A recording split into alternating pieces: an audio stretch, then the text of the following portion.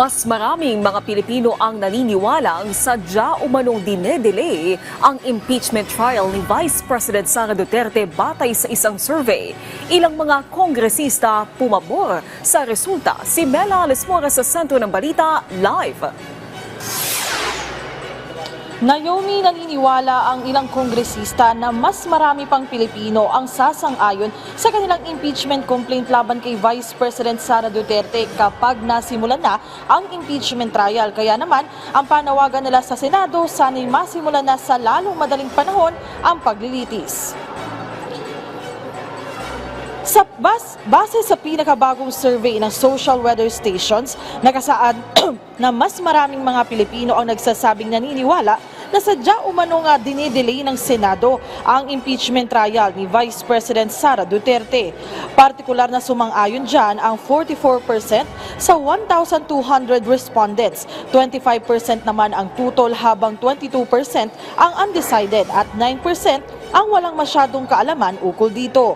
Gayunman, patungkol naman mismo sa impeachment complaint, 42% ang tutol dito habang 32% naman ang sumusuporta at 18% ang undecided at 7% ang walang masyadong kaalaman ukol dito.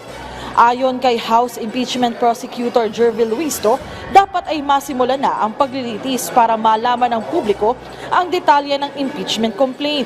Sa huli, nakatitiyak sila na kapag namulat ang mga Pilipino sa lawak at tibay ng kanilang mga ebidensya, lalo pang darami ang mga susuporta rito. Sang-ayon din dyan ang iba pang kongresista. Ito po yung matagal nang sinasabi ng prosecution team.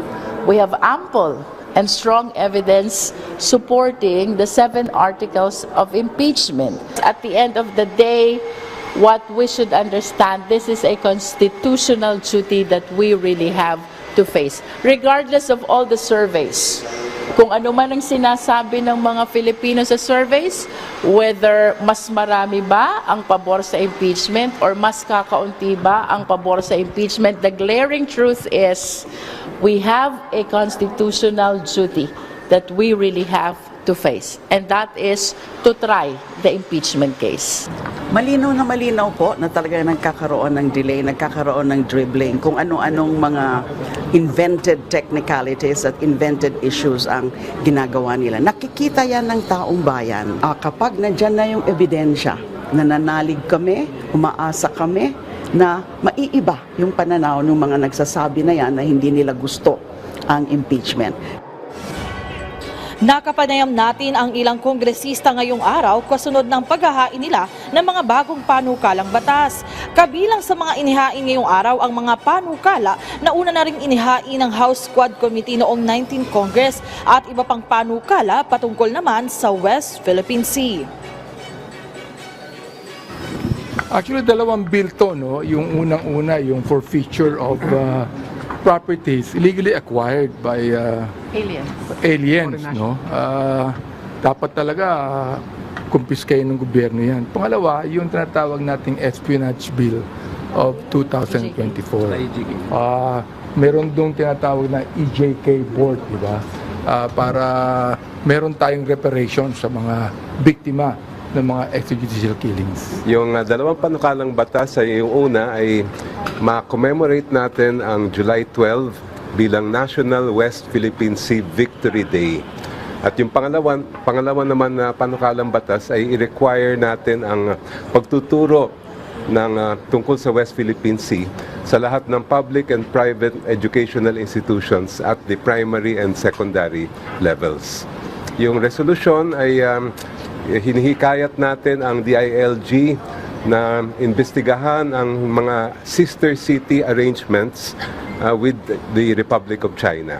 Kaya maganda makita din natin yon dahil marami tayong nakukuha mga balita na parang ginagamit nila ito para sa kanilang sariling interest. Naomi, sa mga puntong ito, narito naman tayo sa labas ng plenary hall. Inaabangan kasi natin yung graduation na ceremony naman noong ikalawang batch ng mga neophyte lawmakers na sumalang naman sa Executive Course on Legislation dito sa Kamara. Nitong mga nakalipas na araw, tuloy-tuloy kasi yung mga naging pag-aaral ng mga bagong kongresista patungkol sa paggawa ng mga bagong panukalang batas at iba pang mga sistema at patakaran dito sa Kamara. So today, ngayong araw, yung kanilang graduation at kasabay niya, Naomi, no, yung mga datihan ng mga kongresista ay tuloy-tuloy rin naman yung pagpahain dito ngayong araw ng iba pang panukalang batas. Naomi?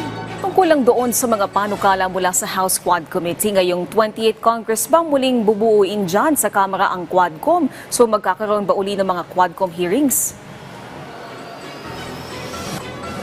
Naomi, kanina nga sa ating panayam kay Congressman Benny Abante na siyang namuno noong nakaraang isa sa mga co-chair ng House Quad Committee ay tinanong natin siya ukol dyan at kinumpirma niya na talagang isusulong nila na magkaroon ulit ng House Quad Committee o pagsasama-sama ng 4 na komite dito sa Kamara para maipagpatuloy yung mga issue ukol sa umano'y extrajudicial killings noong nakaraang administrasyon at iba pang usapin na may kaugnayan sa illegal na droga at iba pang mahalagang usapin nga na may kaugnayan. Ang sinasabi ni Abante, marami pa kasi silang mga issue na dapat matalakay at mahalaga nga na ito ay matutukan dahil kinabukasan ng bansa rin naman ang nakasalalay dito. Naomi?